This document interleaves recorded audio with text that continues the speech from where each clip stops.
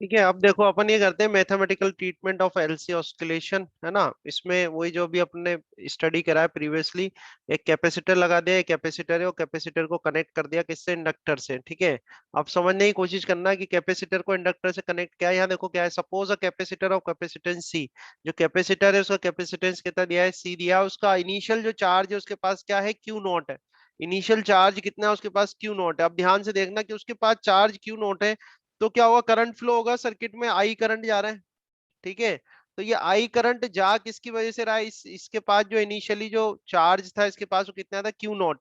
ठीक है, तो क्यू नॉट इसके पास चार्ज था, इसकी वजह से यहाँ पर करंट फ्लो हो रहा है, और वो करंट कितना आई है। तो मुझे ये बताओ कि अगर आई इंक्रीज होगा तो क्यू नॉट पे क्या इफेक्ट पड़ेगा, क्यू नॉट इंक्रीज होगा कि डिक्रीज होगा। जो क्यू नॉट है वो इंक्रीज होगा या डिक्रीज होगा, बोलो। सर डिक्रीज होगा। डिक्रीज होगा ना। जैसे ये इसने क्या कहा है, इन्होंने कहा है कि इनिशियल उसके पास है चार्ज क्यू नॉट। अगर हम इसमें कहें, हाँ बात समझ में आ गई ना आपको, कि ये जो कैपेसिटर है ये क्यू बाय टी होता है ना सर, तो अगर हाँ करंट वो फ्लो हो रहा अपन, है तो क्यू कम होता हाँ जा रहा है। नहीं उससे नहीं, जो कैपेसिटर है जैसे ही ये सर्किट आप पूरा करोगे तो कैपेसिटर जो है वो डिस्चार्ज होगा। कैपेसिटर डिस्चार्ज होगा मतलब उसके क्यू की हाँ वैल्यू सर। कम होगी। तो क्यू की वैल्यू हाँ सर। कम होगी, तो क्यू की वैल्यू कम होगी तो आई जो करंट है वो क्या करेगा, राइज करेगा। जो करंट है वो हाँ सर। राइज करेगा। ठीक है, तो अगर हम यहाँ पर ये मान लें कि as the circuit is closed, अगर मैं लिखूं कि as the circuit is closed, as the circuit is closed, ठीक है, as the circuit is closed, the charge on the capacitor, the charge on the capacitor, ठीक है, the charge on the capacitor begins to decrease, ठीक है, begins to decrease and and give give rise to current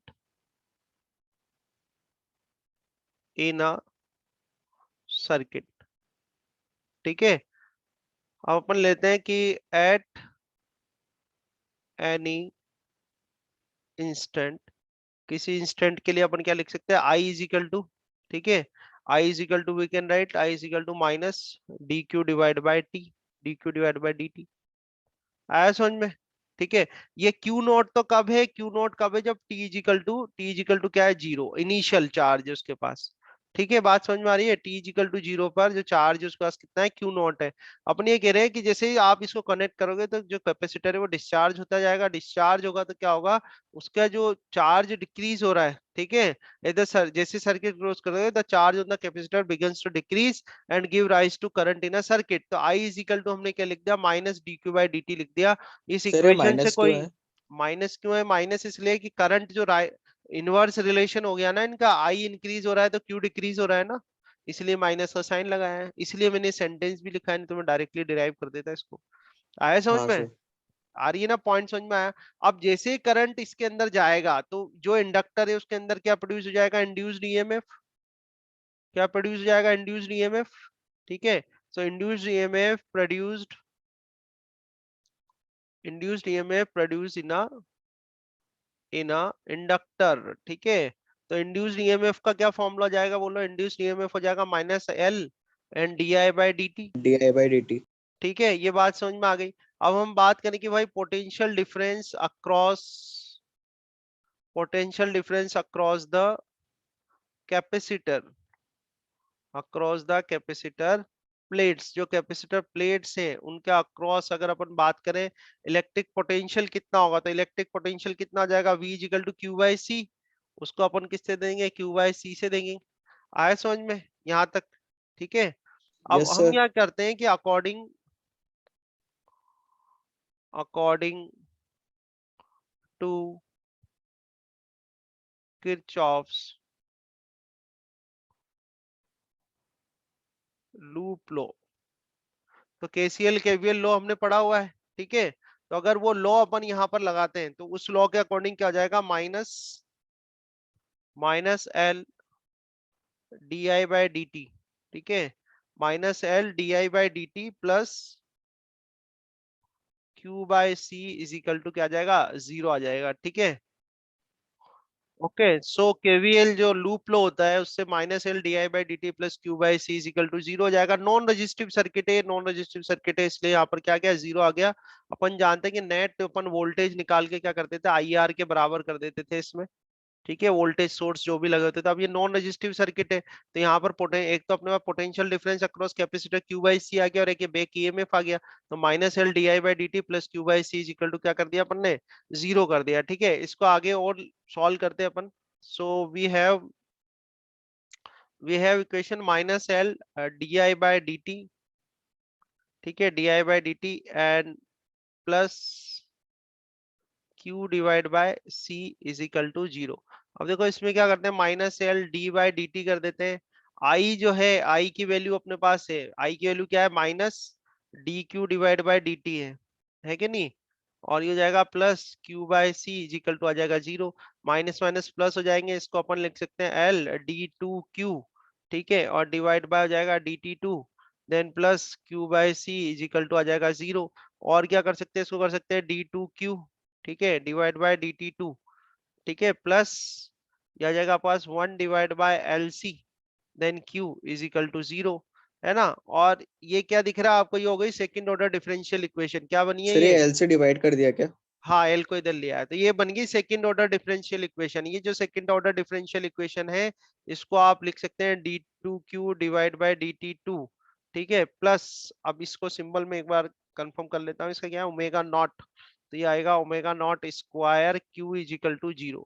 और यहाँ पर जो omega naught square है, इसको आप कंपेयर करो, कंपेयर दीज टू इक्वेशन। ये इक्वेशन नंबर ए कर देते हैं, इसको इक्वेशन नंबर बी कर देते हैं। तो ये जो इक्वेशन आ रही है ए और बी, ये क्या है, सेकंड ऑर्डर डिफरेंशियल इक्वेशन है।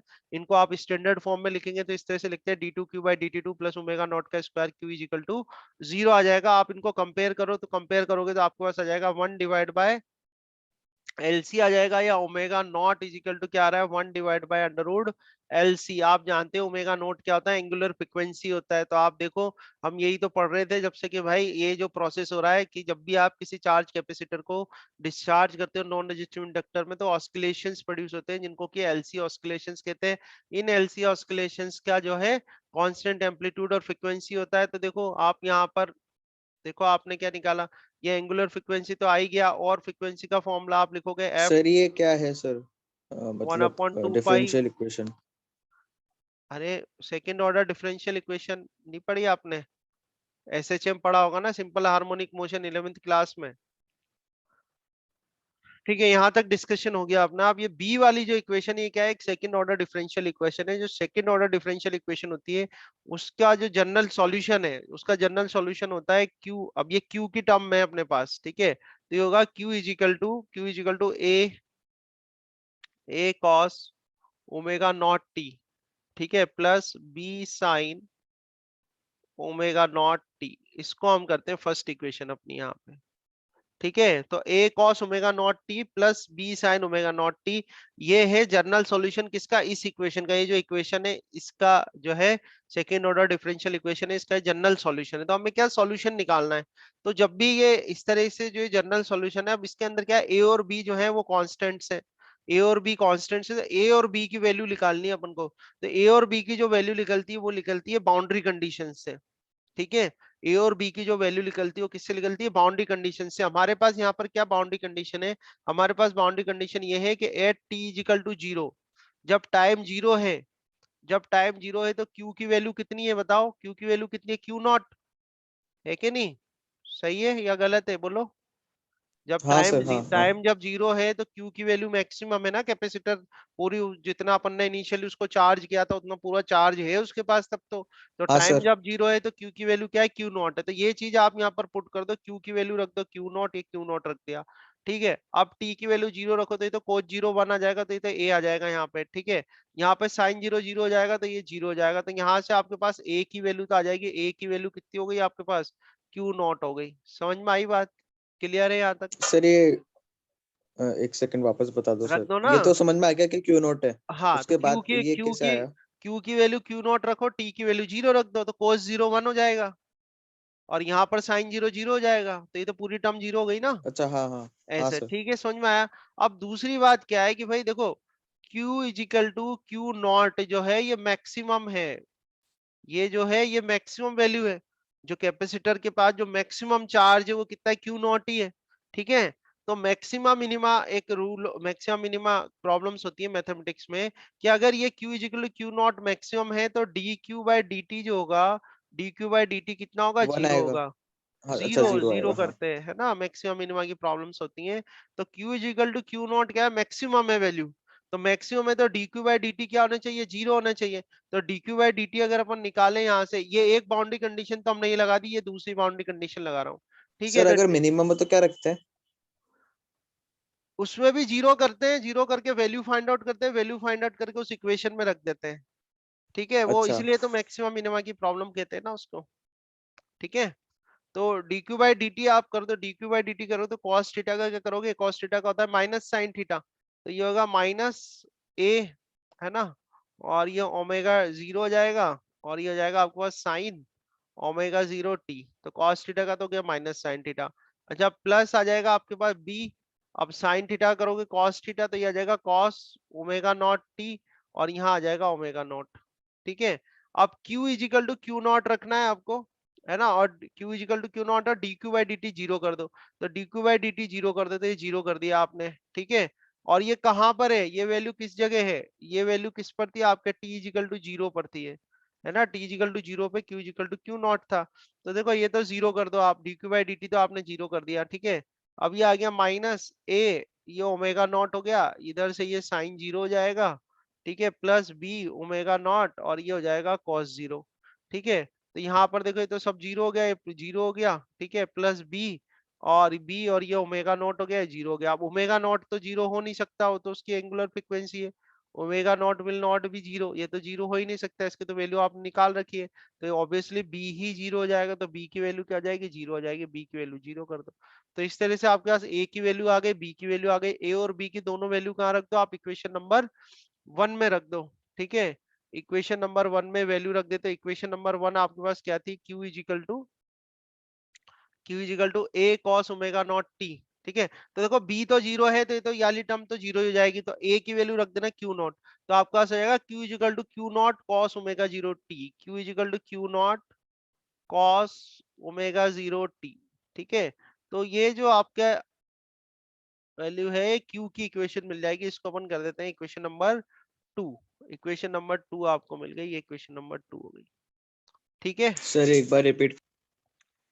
ठीक है, तो ये जो इक्वेशन टू है, हमें इक्वेशन टू क्या होता है, q is equal to Q naught cos omega not T, ये बता रही है कि भाई जो चार्ज है on the capacitor plates are oscillating simple harmonically with time, और उनकी जो एंगुलर फ्रीक्वेंसी है, उनकी जो एंगुलर फ्रीक्वेंसी है वो कितनी है, एंगुलर फ्रीक्वेंसी ऑस्किलेट्स हो रहे हैं तो उनकी एंगुलर फ्रीक्वेंसी भी होगी। तो उनकी एंगुलर फ्रीक्वेंसी क्या है, omega naught is equal to one upon under root L C.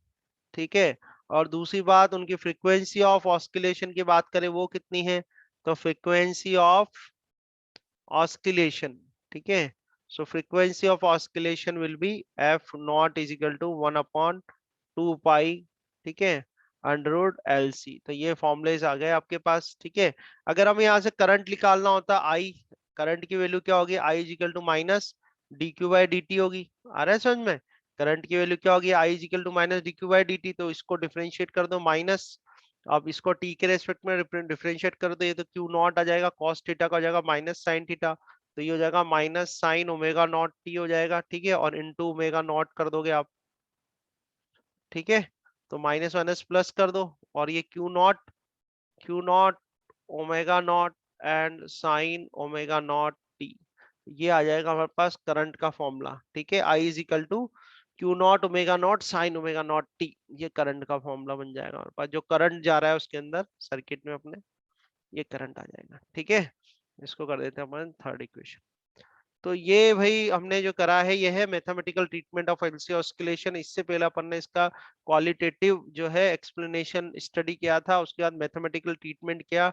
Mathematical treatment करके हमने देखा कि भाई जो जो कैपेसिटर की जो प्लेट्स हैं उसमें जो चार्जेस हैं वो चार्जेस क्या है, ऑस्किलेशन कर रहे हैं सिंपल हार्मोनिकली जो है वो ऑस्किलेट्स हो रहे हैं, और उनकी जो इक्वेशन है और जो उनकी एंगुलर फ्रीक्वेंसी है, एंगुलर फ्रीक्वेंसी कितनी आ रही है 1/√LC, जो फ्रीक्वेंसी ऑफ ऑस्किलेशन है वो कितनी आ रही है 1/2π√LC, और जो वो सिंपल हार्मोनिकली जो ऑस्किलेशंस वहां पे कर रहे हैं उनकी उसकी क्या इक्वेशन है चार्जेस की, तो वो इक्वेशन है Q=Q0 cos omega naught T. जो करंट है, तो करंट सर की ये इक्वेशन है एंगुलर I=Q0 फ्रीक्वेंसी ओमेगा की not sin omega naught t. ठीक है, बताओ।